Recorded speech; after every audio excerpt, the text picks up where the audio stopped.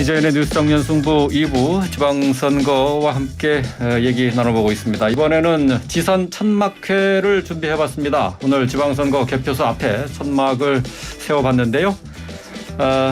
전국 동시 지방선거 오전 6시에 시작이 됐죠. 조금 전에 일반 유권자 투표는 마감이 됐고 이제 6시 30분부터 확진자 또 격리자 투표가 진행될 예정입니다. 지방선거 지선 천막회 함께하실 두 분 소개해드립니다. 신인규 국민의힘 전 상근 부대변인 나오셨습니다. 안녕하세요. 예, 안녕하세요. 신인규 변호사입니다. 네, 조기현 더불어민주당 법률위 부위원장 함께하겠습니다. 안녕하세요. 네, 안녕하세요. 조기현입니다. 네. 자, 두 분과 함께 이번 선거의 특징과 의미 또 주요 관전 포인트 짚어보는 시간 갖도록 하겠습니다. 자, 지금 전국 투표율이 6시 기준으로 지금 이게 나온 거죠. 49.9% 이게 지금 잠정적으로 집계가 된 것 같은데 말이죠. 아직 50%를 못 넘기는 거 아닌가 이게 좀 걱정이 될 정도로 지금 투표율은 매우 좀 저조한 편입니다. 자, 이 투표율이 이렇게 저조한 것과 관련해서 각 당에서 어떻게 평가하고 있을지 궁금한데요. 자, 먼저 신인규 국민의힘 상근 부대변인부터 좀 분석해 주시겠어요? 예, 일단은 사실 투표율이 예상보다 상당히 저조한 걸로 지금 나타났기 때문에 아마 이것이 상당한 큰 변수로 지금 작용할 걸로 보이고요. 사실은 지금 이제 그 여론조사를 기준으로 봤을 때 좀 국민의힘에게 많이 유리한 구도 아니냐. 이래서 사실 국민의힘 입장에서는 지지자들이 좀 느슨해졌을 가능성이 높고요. 그렇죠. 또 민주당 입장에서는 상당히 이제 또 투표를 사전에 포기해버리는 이제 이런 경향이 좀 있는 겁니다. 그리고 중도 입장에서는 사실 이제 양쪽 다 좀 찍고 싶지 않다. 이래서 이제 사실 무관심으로 안 나온 것 같은데 이제 투표율이 이렇게 낮을 때에는 사실상 조직표를 동원할 수 있는 쪽이 조금 유리하다고 볼 수는 있습니다. 그래서 사실 민주당이 이렇게 되면 조금 더 유리해지는 거 아니냐 이런 좀 평가를 좀 해보고 싶습니다. 민주당이 조금 더 유리하다. 예, 아무래도 조직을 동원하면 그 선거구가 적기 때문에 우세하다고 보시는 거죠. 맞습니다. 예.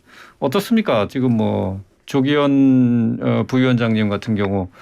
민주당에서 어쨌든 투표율이 높지 않은 것은 민주당에게 유리하다 이렇게 평가하고 있는 건가요?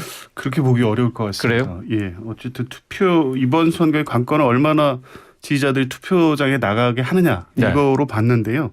이례적으로 낮기 때문에 이게 지금 어떤 것을 의미하는지 해석이 안 될 정도로 지금 예상외로 낮은 상황이고요. 전체적으로 대선 이후에 민주당 지지층들의 전반적인 상황은 상당히 상심이 크고 정치 자체에 관심이 많이 낮아져 있는 상태였거든요. 그래서 이번 지방선거에서 반드시 투표한다는 어떤 동기부여도 잘 안 되고 있는 상황이어서 어쨌든 막판 지지층이 투표 참여 호소가 사실 선거 전략의 핵심이었는데 이제 적어도 이게 50% 중반대는 돼야 우리 지지층이 좀 어느 정도 움직여서 경합지에서 유리한 결과 나올 수 있을 것이다라고 봤는데 예상보다도 뭐 5% 이상 지금 낮은 투표율이어서 이건 뭐 투표 한번 열어봐야 결과가 알 수 있을 정도로 해석이 좀 어려운 상황인 것 같습니다. 사실 뭐 최재성 전 의원 같은 경우에도 이 방송에서 그런 얘기를 했었어요. 투표율 가지고 얘기를 했었을 때 55%를 기준으로 해서 좀 낮으면은 민주당에 좀 유리하지 않겠느냐. 좀 높으면은 국민의힘에게 유리할 것 같다. 이렇게 했는데 55%는 고소하고 지금 50%를 간신히 턱걸이 하는 게 아닌가 싶은데 말이죠. 결국 이제 여당 국민의힘 측에서는 민주당의 조직표가 조금 위력을 발휘하지 않겠느냐 이렇게 보고 있는 거죠. 사실 그게 가장 두려운 겁니다. 왜냐하면 지방선거라는 것은 전국 단위 선거인 건 맞는데요. 그 전국 단위 선거를 한 번에 하는 것이 아니라 각 지역별로 쪼개서 합니다. 그러니까 사실 한 지역구마다 그렇게 표가 많지 않거든요. 그렇기 때문에 사실 민주당이 2018년도에 모든 지방정부나 의회를 석권하면서 그런 뭐 관변 조직부터 해가지고 지역에 대한 조직망을 상당히 잘 정비해 놓은 걸로 알고 있습니다. 그렇기 때문에 투표율이 낮다는 것은 당연히 민주당에 이건 유리할 수밖에 없는 것이고 사실 이 부분이 그래서 저는 상당히 우려되기 때문에 또 이런 부분들을 이제 나중에 이제 투표함을 다 이제 봉함을 열어봤을 때 상당히 여론조사로 나왔던 것보다는 격차가 많이 줄어 있을 가능성이 있습니다. 그러니까 국민의힘이 이긴다고 하더라도요. 그리고 어느 지역구에서는 좀 이변이 나올 가능성도 배제할 수가 없다. 지금 이렇게 보는 것이 좀 정확하지 않나 이렇게 보여집니다. 국민의힘에서는 이렇게 조직표를 걱정하고 있는데 더불어민주당에서는 오히려 지지층이 투표를 포기한 것 아니냐 이런 걱정을 하고 있는 거죠 지금. 그렇습니다. 어쨌든 이게 변수가 생겼기 때문에 뭐 구도나 여러 상황이 불리한 선거여서 이게 뭐 기대를 하는 쪽으로 해석할 수도 있지만 네. 이제 전체적으로 전국 조직적 상황으로 보면 지금 말씀하신 대로 지난 지방선거에서 워낙 민주당이 압승을 했기 때문에 조직이 우위에 있다는 거는 뭐 사실인 것은 맞지만 예. 이 대선 패배 후유증이 전혀 아직 가시지 않은 상태여서 그 조직이 가동을 했느냐 실제 당원들이나 지지자들이 열성적으로 이번 선거에 의미를 두고 투표 참여로 나아가게 그런 활동을 했느냐 지금 이런 부분에서 다소 좀 그 우려나 불안감이 있었던 거거든요. 그게 예. 이게 투표 결과로 이어졌다고 하면 민주당에게 일방적으로 유리한 결과로 보기도 어려운 상황이 아닌가 싶습니다. 네. 자, 지난 13일 동안 지방선거에 임한 후보들이 열띤 선거전을 펼쳤는데요. 그동안 국민의힘은 안정론, 그러니까 더불어민주당의 발목 잡기에서 좀 벗어나서 국정을 좀 원활하게 좀 펼쳐보게 해달라 이런 지지를 호소를 했고 또 더불어민주당은 윤석열 정부의 폭주를 막아달라 견제론을 내세우는데요. 자, 이번 선거전 13일간의 선거전 짧게 총평을 좀 들어보겠습니다. 자, 먼저 국민의힘 신인규 변호사부터 먼저 얘기해 주시겠어요? 예, 사실 지방선거가 이제 윤석열 대통령 취임 20일 만에 치러지는 선거였기 때문에 사실 대선에 영향이 크게 미치는 그런 선거인데였다가 사실 이재명 후보의 그 보궐선거 출마로 인해서 정말 대선의 시즌2로 완전히 네. 변질이 돼버렸습니다. 그렇기 때문에 이제 지방선거라는 것은 지역의 일꾼들, 민생 일꾼들을 뽑는 선거인데 지금 거기에 대한 초점이 많이 흐려졌어요. 네. 그래서 이제 그런 과정 속에서 여야가 격돌을 또 심하게 하다 보니까 뭐 대선 불복 논란까지 나오고 또 어제는 뭐 탄핵 얘기까지 네. 비대위원장이 운운하면서 상당히 좀 격화된 그런 면이 있습니다. 그래서 이런 것들도 좀 투표율에 안 좋은 영향을 준 거 아니냐 좀 이런 생각도 좀 듭니다. 네. 자, 방금 들어온 속보 전해드리겠습니다. 이번 지방선거 투표율 오후 6시 현재로 집계된 투표율인데요. 50.0%입니다. 50.0%. 4년 전보다 10.2%포인트가 떨어진 상황이고요. 아직 뭐 투표는 더 남아 있습니다. 6시 반부터 1시간 동안 코로나19 확진자와 격리자들의 이제 투표가 있는데 자, 여기서 이제 더 크게 높아지지는 않을 것 같은데 말이죠. 어쨌든 50%는 간신히 넘기게 됐습니다. 자, 13일간의 지난 선거전을 평가하고 있는데요. 자, 이번에는 더불어민주당의 조기현 법률위 부위원장 평가를 좀 들어보겠습니다.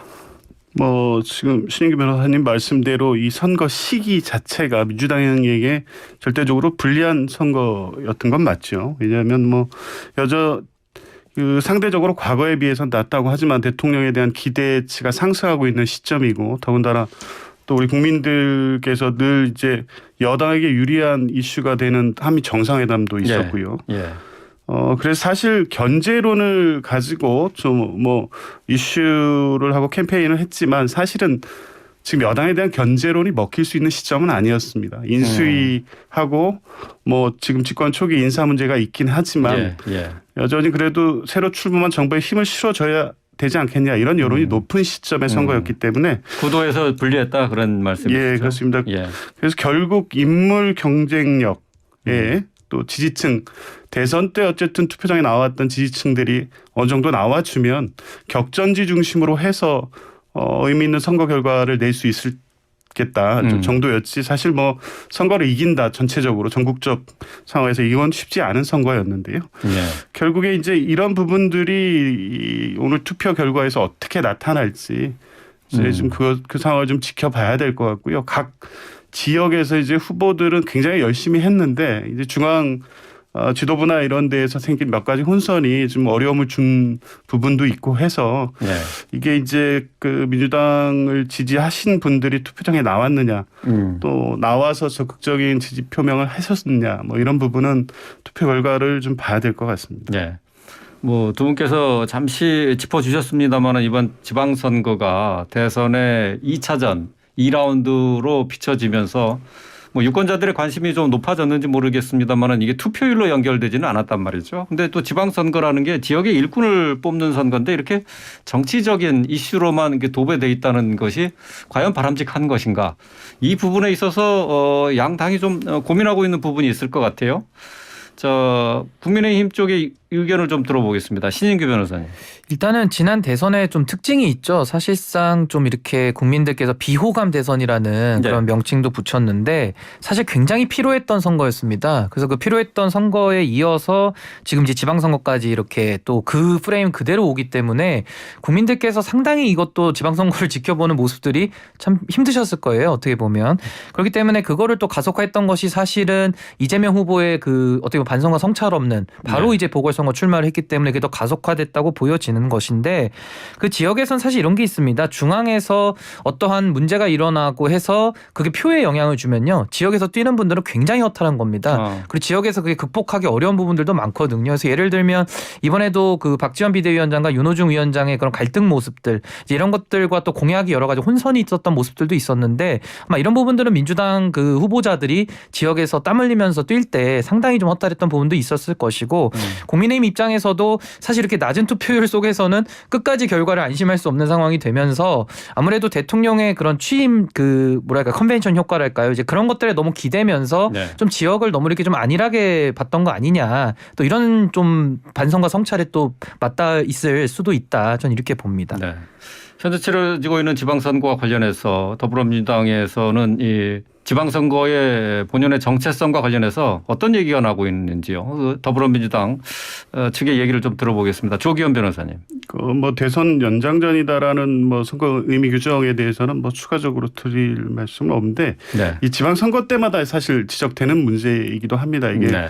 이 지방선거가 주요 뭐 대선 사이에 치러지는 경우도 많았고 그래서 정권에 대한 뭐 중간 평가적 성격도 계속 갖고 있어서 그렇다 보니까 이게 실제 지역 일꾼을 뽑는 선거라고 하면서도 중앙 정치 상황이 완전히 좌우되는 선거로 계속 반복돼 왔었거든요. 그래서 실제 지방 정부도 또 지방의회도 한 당이 완전히 장악해버리는 결과 계속 반복되고 있습니다. 이제 그러면 구조적으로 이 문제를 어떻게 풀까의 문제에 있어서 지방자치의 본연의 제도를 실현할 수 있는 제도 개선에 대한 논의를 해야 된다는 얘기를 꼭 지방선거 끝날 때마다 하는데 네, 이제 네. 지방 재정 자립의 문제라든가 자치권의 확대를 위한 어떤 제도적 정비 문제에 대해서 좀 논의를 해야 될 것 같고요. 당으로서는 사실은 이게 이제 이런 상황이 단기간 내에 바뀌기는 어려워 보입니다. 그러면 뭐냐면 지방의회든 지방행정부든 한 당이 장악하는 사례 또 지역별로는 늘 그래왔기 때문에 이런 부분을 개선하기 위해서 국민들께 이제 이런 뭐 좋은 모습을 보여드려야 되는데 그게 정치 신인들이 의회에 진출할 수 있는 길이 제도적으로 막혀 있거든요. 네. 그래서 지역의 토거들이라든가 기득권들이 공천받을 가능성이 높은 선거가 계속 반복되고 있기 때문에 정치 신인이 지방 정치에 참여할 수 있는 기회를 확대하는 것 여기서부터 시작해야 될 것 같습니다. 예, 알겠습니다. 자, 저희 8회 전국 지방선거 지금 아직 투표는 7시 반까지 진행이 되는데요. 현재까지 6시 현재로 집계된 투표율 50.0%. 자, 이번 지방선거와 관련된 얘기 나눠보고 있는데요. 잠시 뒤에 또 이어가도록 하겠습니다. 네, 이전의 뉴스 정면 승부 3부 이어가겠습니다.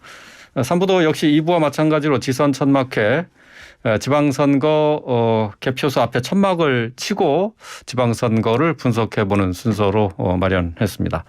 자, 이 지선 천막회 시작하기 전에 양당의 상황을 좀 살펴보겠습니다. 이제 뭐 지금 투표는 계속 시간이 좀 남아 있습니다만은 지금까지 각 당이 어떻게 지금 현재까지의 투표율을 어떻게 분석하고 있는지 양당 상황 들어보도록 하겠습니다. 먼저 더불어민주당의 이상민 의원이 연결되어 있습니다. 이 의원님 안녕하세요. 네, 안녕하세요. 네. 자, 6시에 이제 잠정 투표율 50.0% 간신히 50%를 턱걸이 했는데요. 자, 이 사전 투표율이 높아서 좀 높은 투표율을 기대했는데 이 기대와는 많이 벗어났습니다. 자, 예상보다 이 본 투표율이 낮아졌는데 이유는 어디에 있다고 보십니까? 그 아무래도 이제 그 지방선거가 각 지역의 일꾼을 뽑는 선거라기보다는 거의 뭐 대선의 연장선 또는 중앙 정치에 좀 어쩌면 휘둘리는 그런 거에 또 정쟁으로 치닫게 되고 또 네거티브가 지난 대선과 뭐 별로 다를 바 없이 계속 여기저기서 그런 게 쏟아지고 하는 거에 대한 국민적 그 피로감이나 좀 실증이 굉장히 좀 많이 나온 것 같습니다. 유권자들의 실망이 좀 반영이 된 것으로 보이신다. 네, 그렇습니다. 예. 자, 그렇다면은 이 예상보다 저조한 투표율이 민주당에게는 득이 될까요? 어떻습니까? 아무래도 그 통례에 비춰보면 투표율이 낮으면 더불어민주당한테는 불리하게 작용할 것이다. 이런 걱정을 하지 않을 수 없습니다. 예, 무엇보다 좀 더불어민주당 지지자들은 좀 어쨌든 좀 열광적이고 좀 어떤 그런 것들에 의해서 어떤 운동적 그런 에너지에 의해서 좀 이렇게 선거에도 참여하고 적극 그렇게 해야 되는데 네. 이번 선거에는 좀 그렇지를 못했던 것 같습니다. 네. 그런데 조직표에 대한 기대도 좀 있지 않나요? 글쎄요. 제가 볼 때는 어쨌든 투표율이 너무 저조한 것 같아서 예. 한편 걱정이 좀 많이 됩니다. 이 정도 투표율이 낮을 거로는 예상 못 하신 거죠? 그렇죠. 예. 물론 이제 사전 투표 이틀이 특별한 의미보다는 선거일이 그 본투표 날하고 합쳐서 3일로 된 것이기 때문에 특히 사전 투표의 편의성 뭐 이런 것들을 비춰볼 때 사전 투표에 많은 분들이 투표하고 그 정작 본투표 날은 본인이 뭐 여러 가지 뭐 이렇게 자신의 일들을 보는 경우들이 많아졌기 때문에 그 사전 투표가 높았다 하더라도 그 본투표가 그에 연동해서 높아질 거라 생각되지는 않았는데요. 그러나 너무 전체적인 투표율은 낮은 것 같습니다. 자, 민주당이 막판에 서해안 벨트 지역에 화력을 집중을 했습니다. 이상민 의원님의 그 지역구가 대전 유성구 을이인데요. 자, 이번 지선의 최대 변수 지역으로 꼽히는 지역 가운데 하나가 이제 충남입니다. 지역 민심에 좀 변화가 있었습니까? 워낙 좀 여론조사 수치로는 여론조사 지표로는 엎치락뒤치락을 계속 해왔기 때문에 사실은 장담하기가 어려운 상황 아니었나 그런 생각이 듭니다. 또 뭐 다른 이슈로 보면은 경기도지사 후보인 김은혜 후보 같은 경우 이제 재산 허위 신고건이 이슈로 부상하기도 했어요. 이제 막판 표심에 영향이 있었으리라 이렇게 보시는지요? 영향은 있겠었겠지만 거의 대부분이 그 선거 임박일에서는 자신들의 표심을 거의 정하는 경우가 대부분이기 때문에 그다지 큰 영향은 없었을 것이다. 또 그것이 의도적인지 아닌지가 아직 밝혀지지 않은 상태이기 때문에 뭐 김은혜 후보한테는 그 부정적으로 작용했겠지만 그 정도는 그다지 크지 않았을 것이다 생각됩니다. 유세 현장도 많이 가보셨죠? 네네, 그렇습니다. 현장에서 느끼시는 건 어떻게 뭐 조금 언론에 보도되는 것과 다른 것들도 좀 느끼셨습니까? 그렇게 열기가 별로 없습니다. 연로가 별게 없었다. 각 그 후보들마다 각 당마다 TV에 비치는 영상은 뭐 굉장히 열광적으로 그런 보이는 것 같고 그런 것 같은데 자신들의 뭐 선거 운동원들이나 지지자들의 한정된 그런 것으로 좀 전락돼 있는 것 같아서 일반 시민들의 또 유권자들의 그 반응은 굉장히 좀 냉담해 있습니다. 그렇군요. 그러니까 그 뭐 민주당뿐만 아니라 그 국민의힘도 마찬가지였던 거죠. 네, 그렇습니다. 자, 우상호 의원이 이제 광역단체장 17석 가운데 7석이 더불어민주당의 선방 기준, 성공의 기준이라고 이렇게 밝혔는데요. 어떻게 예상하세요? 예상하기 좀 어렵고요. 7석이 어렵다고요? 7개가 어렵다고? 아니, 예상하기가 어렵다. 예상하기 어렵다고요? 뭐 일단 충청권하고 경기도 뭐 이런 지역은 좀 엎치락뒤치락을 많이 했기 때문에 뭐 그런 결과가 나와야 좀 판단할 수 있다고 생각됩니다. 그럼 민주당이 17개 광역단체장 가운데 몇 개를 가져가면 성공했다고 판단하는 기준으로 삼으시겠어요? 제 생각은 한 6, 7개요. 6, 7개요? 지금 현재의 상황으로서. 왜냐하면 대선 직후에 뭐 불과 한 3개월 그리고 윤석열 정부 출범 3주 그 정도 이루어지는 지방선거이기 때문에 뭐 아무래도 그 전체적인 판도는 더불어민주당한테는 좀 불리한 형국입니다. 예, 6, 7개 정도로 그 자리를 가져오면은 성공한 것으로 판단할 수 있다. 예, 알겠습니다. 오늘 말씀 여기까지 듣겠습니다. 네, 감사합니다. 예, 고맙습니다. 자, 더불어민주당의 이상민 의원과 얘기 나눠봤습니다. 자, 지선 천막회 함께하고 계신데요. 신인규 국민의힘 전 상근 부대변인 조기현 더불어민주당 법률위 부위원장과 함께하고 있습니다. 지금 이상민 의원과 얘기를 나눠봤는데요. 지금 전체적으로 선거 현장에서의 유권자들의 열기가 그렇게 높지는 않았다 이렇게 얘기를 하네요. 예, 맞습니다. 저도 이제 계속 가보기도 했고 예. 전에 듣는 얘기로 TV 화면에 이제 주요 이슈가 되는 경합지 경기도라든가 뭐 계양을 또 대선 후보가 출마한 지역의 상황을 보면 매우 뭐 열광적이고 지지자들이나 이렇게 뭐 보여지는 모습이 있는데 실제 각 뭐 지방 기초단체장 또 기초의회 의원 선거 유세 현장을 보면 사실 굉장히 큰 관심을 보이지 않고 있었거든요. 그래서 이제 막판에 지지층 결집을 호소할 수밖에 없었던 게 이게 전체적인 선거 관심도가 상당히 낮은 가운데 치러지는 선거였던 그러니까 그게 분명해 보이고요. 그게 이제 투표율로 연결이 된 거네요. 그러니까. 그렇게 된 것으로 보입니다. 예. 지금 뭐 민주당에서는 6, 7개 정도 광역단체장을 가져가면 승리한 것으로 이제 평가를 한다고 하는데 국민의힘 쪽에서는 어떻게 전망하고 있습니까? 뭐 국민의 입장에서도 이제 당의 입장에서는 9개에서 플러스 알파 이제 이렇게 생각을 하는 것 같은데요. 뭐 현실적으로 대승을 거둔다고 한다면 한 12개 정도 12개 이기면 이제 아마 완벽한 좀 승리로 이렇게 볼 수 있을 것 같고 아마 그 사이에서 아마 형성이 될 것 같고요. 저는 참고로 그 지선 투표율이 51.6%, 54.5%, 56.8%, 60.2%까지 계속 증가가 되다가 지금 10.2%가 뚝 떨어졌거든요. 그렇죠. 이 부분에 대해서는 정말 민생 일꾼을 뽑는 선거를 대선의 그 영향으로서 다시 가둬두려고 했던 정치권이 좀 이거 모두 좀 반성해야 되지 않냐 좀 이렇게 봅니다. 자, 이제 투표가 6시 반부터 코로나19 확진자와 이제 격리자 투표가 이제 시작이 돼서 이제 7시 반까지 진행이 됩니다. 자, 이제 관전 포인트를 좀 짚어보도록 하죠.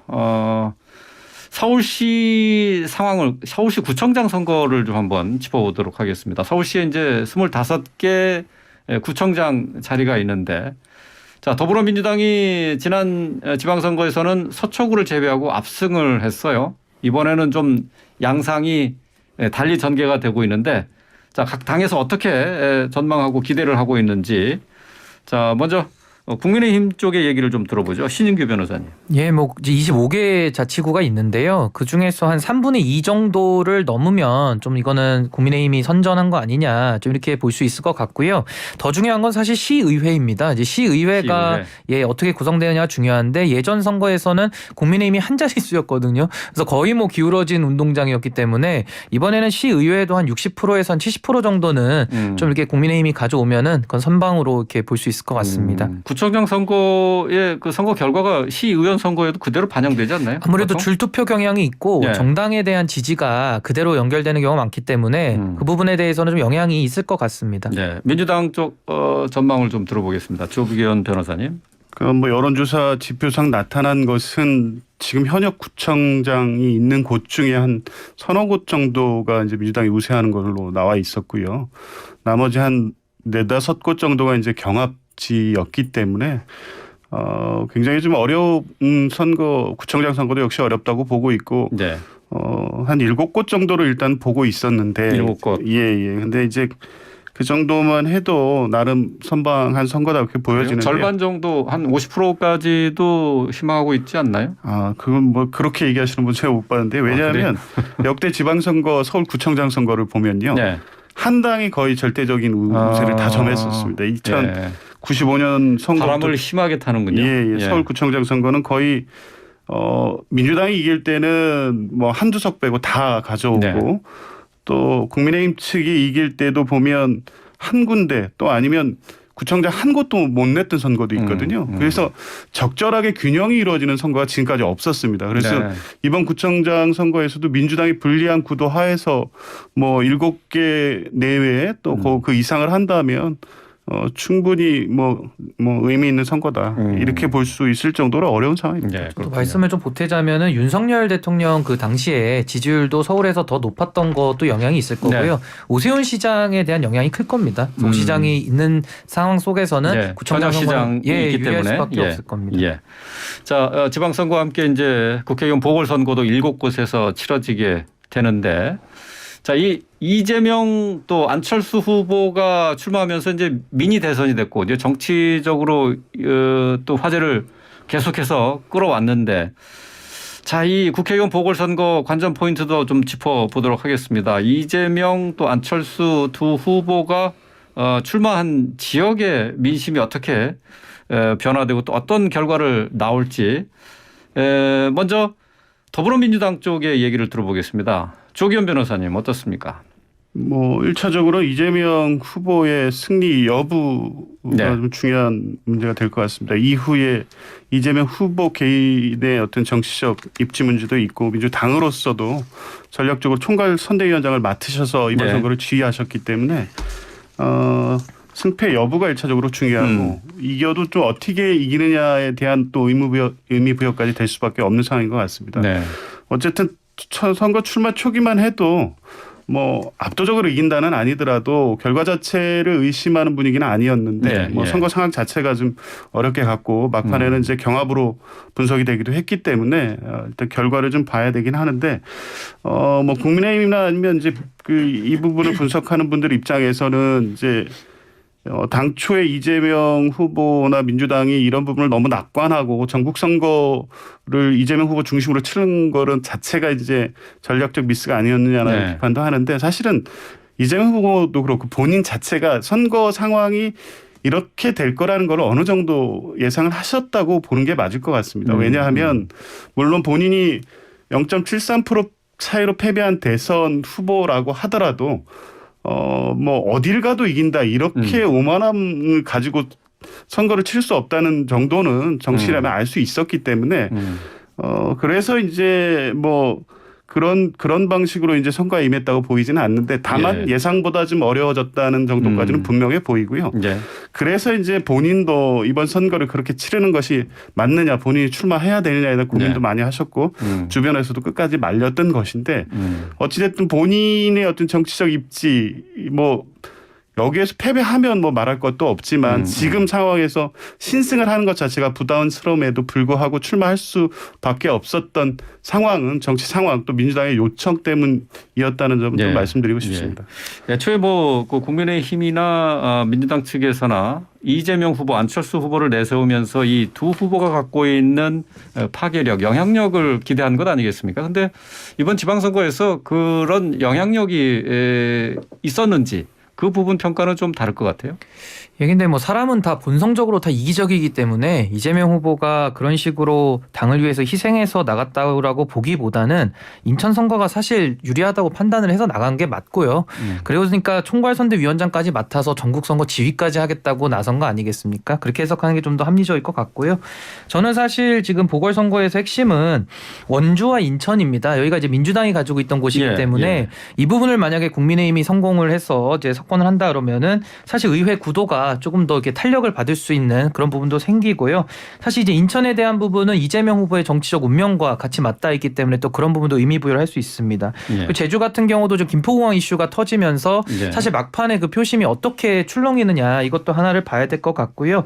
그다음에 안철수 후보 같은 경우는 사실 그 지지율이 얼마 정도 나오느냐가 상당히 관심사입니다. 성남에서 지금 한 60% 정도 뭐 넘기지 않겠냐라고 생각을 하고 있는데 문제는 그러고 나서 이제 경기도지사까지 만약에 성공을 거둔다 그러면 그 영향력에 대해서 상당히 인정을 받을 텐데 만약에 본인 선거만 압도적으로 이기고 또 경기도 선거에서 만약에 패배를 한다 그러면은 또 여기에 대해서는 그러면은 안철수 후보의 영향력이 도대체 뭐냐라는 또 그런 얘기가 나올 수 있거든요. 그래서 이것도 조금 복합적으로 선거 구도를 좀 봐야 된다 이렇게 봅니다. 보궐선거에 원주와 인천을 꼽으셨는데 인천은 뭐 이재명 후보 그 출마한 개항 의리일 거고 원주 보궐선거가 이것도 지금 박빙 승부죠. 그러니까 이제 원주 같은 경우는 이광재 지사가 이제 의원직을 버리고서 이제 도지사로 나간 것인데 네. 사실 강원도지사는 지금 김진태 후보가 상당히 유리하게 완성이 돼 있는 걸로 보여요. 근데 이제 원주 쪽이 그 박정화 후보가 나간 걸로 알고 있는데 상당히 지금 이쪽도 관심사입니다. 그래서 만약에 원주에서도 국민의힘이 이긴다고 한다면은 강원도에 교두보를 하나 또 마련함과 동시에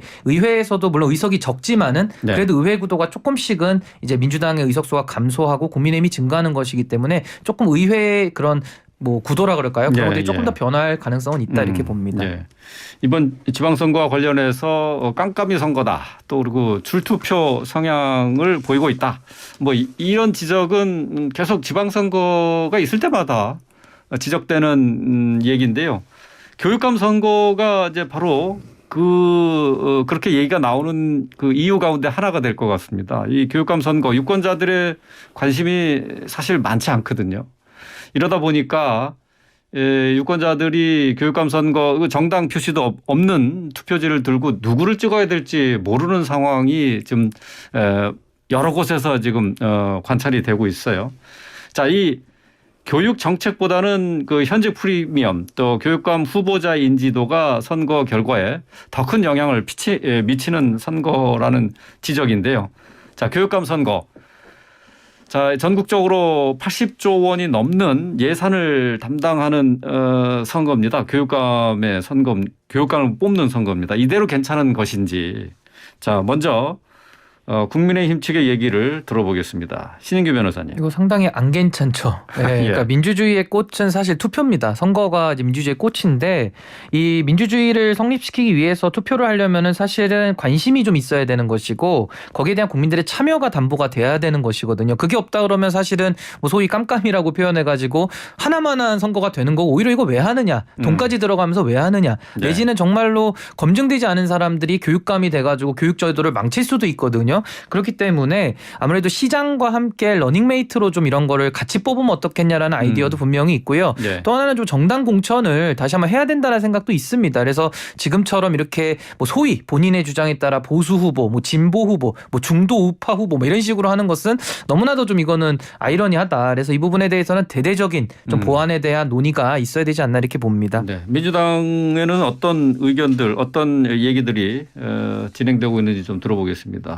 조기현 변호사님. 지금 뭐 지적하신 문제 의식에는 동감을 하는데요. 지금 이제 그렇다면 어떻게 개선할까의 문제에서 사실은 이 교육 자치의 이 본령이 훼손되면 안 된다는 부분도 분명히 존재하거든요. 그래서 시도지사 런닝메이트를 하게 되면 결국에 정치적 영향을 받을 수밖에 없는 상황이 되기 때문에 교육자치법에 의해서 치러지는 선거이고 실제 교육행정 자체를 지방자치제도 하에서 운영하고 있는데 그게 훼손되는 문제가 또 발생할 수 있습니다. 그렇다면 과거처럼 또 임명제로 하는 경우도 결국에 이제 중앙정부의 권한에 따라서 이제 움직여야 되는 상황이기 때문에 둘 다 또한 이제 개선, 제도적 개선으로서 한계는 또 분명합니다. 그래서 어찌됐든 당초에 직선제로 처음 했던 취지 자체를 잘 살리는 방식으로 일단 개선을 해야 되지 않나.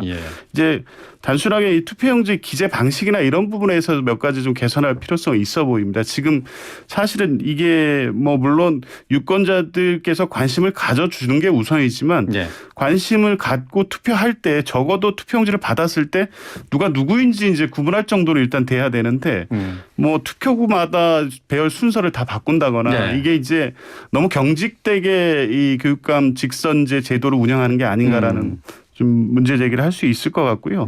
지금 말씀하신 대로 뭐 여러 가지 문제는 있습니다만 그렇다고 해서 이제 아마 윤석열 대통령께서도 뭐 임명제를 포함해서 아마 제도 개선에 대한 문제를 언급은 하셨던 걸로 알고 있습니다. 그런데 이후에 이제 여야가 뭐 법 개정을 통해서 해야 될 문제이긴 한데 교육 자치 원칙이 훼손되지 않는 방향에서 검토되어야지 지금 선거 과정에서 늘 지적돼 있던 문제가 있다고 해서 그 부분이 훼손되는 방식으로 교육을 정치의 하부 영역으로 넣는 방식의 개선은 적절하지 않다 이렇게 봅니다. 직선제 취지라는 게 사실은 이게 이제 정치적인 영향력에서 좀 벗어나는 교육 자치를 실현하고자 하는 것 때문에 정당 표시도 없고 정당 공천도 없는 것 아니겠습니까? 그렇다면 앞으로 다시 정치권으로 이 교육감 선거를 끌어들일 것인가 이 부분은 좀 논란이 있을 것 같아요. 저는 지금 말씀에 뭐 일부 타당은 합니다만은 저는 지금 그러면 교육감이 지금 중심이 된 교육 정책을 할 때 지금 이게 정치화 안 돼 있는지 저는 여쭙고 싶고 이미 지금도 정치화 돼 있거든요. 그래서 이 부분을 먼저 짚고 싶고 사실 지방자치라는 것도 지금 정당에서 공천하면서 관리하고 있습니다. 그렇다고 해서 자치가 훼손되지 않거든요. 그러니까 이런 부분에서 큰 틀에서 적용을 해야지 지금 교육 문제가 상당히 중요하지 않습니까? 근데 이거를 이런 식으로 현행 제도로 계속 운영한다는 것은 아마 국민들이 용납을 못할 거라고 저는 봅니다. 네, 그 부분은 민주당에서 어떻게 그 의견을 정리하고 있어요? 그러니까 이제 뭐 아직 이 부분에 대한 정리된 의견을 갖고 있지는 예. 않습니다만 이제 교육이 정치화됐다는 거는 뭐 교육감의 어떤 성향에 따른 예. 교육 철학이나 정책이 달리 나타나는 건 분명히 있습니다. 그걸 투표로서 제대로 선택할 수 있게 기회를 보장해 주자는 게 제도 개선의 방향 아니겠습니까? 그러니까 일반적으로 교육감이 갖고 있는 진보냐 보수냐에 따른 교육 정책상의 차이를 가지고 이거를 지금의 어떤 정초 제도권으로 편입하는 방식의 제도 개선 문제는 적절하지 않은 것 같고요. 교육 자치를 굳이 하고자 했던 게 뭐냐면 아이들이 어떤 이 정치 상황에 좌우되지 않고 네. 교육 철학에 대한 어떤 뭐 선택을 할 수 있지만 중앙 정치 또 이 제도 정치권의 영향을 받는 방식으로 교육이 이루어져서는 안 된다는 게 이제 핵심적인 거기 때문에 정치를 통해 이루어지는 건 맞지만 네. 정치의 영역으로 들어와서 선거제도를 개선한 방식은 적절하지 않은 것 같습니다. 네. 어쨌든 뭐 이 교육감 선거와 관련해서는 말씀하신 것처럼 이제 법률을 개정하는 방향으로 제도 개선을 해야 되는 부분이기 때문에 국회에서 아마 치열한 논의를 해야 될 것 같습니다.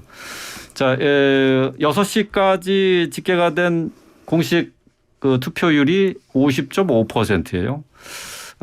예상보다 훨씬 저조한 투표율을 보였는데 자, 이번 선거에서 이제 결과가 어떻게 나타날지 예상이 쉽지 않은 상황입니다만은, 민주당과 또, 국민의힘, 이 선거 표심을 가른 이번 선거전을 통해서 나타난 최대 사건 한 개씩을 좀 꼽아본다면은 어떤 것이 될지 한번 두 분께 여쭤보도록 하겠습니다. 이번 선거에서 가장 큰 관심을 갖게 한 이슈가 뭐였는지 먼저 국민의힘의 신인규 변호사부터 좀 들어보죠. 이건 사실 이슈라기보다는 이재명 후보의 보궐선거 출마라고 저는 봅니다. 그거 네. 자체가 아예 그 판 자체를 아예 새롭게 흔들어 버렸기 때문에 아마 그 사건 자체가 가장 큰 영향을 미쳤다 이렇게 봅니다. 네.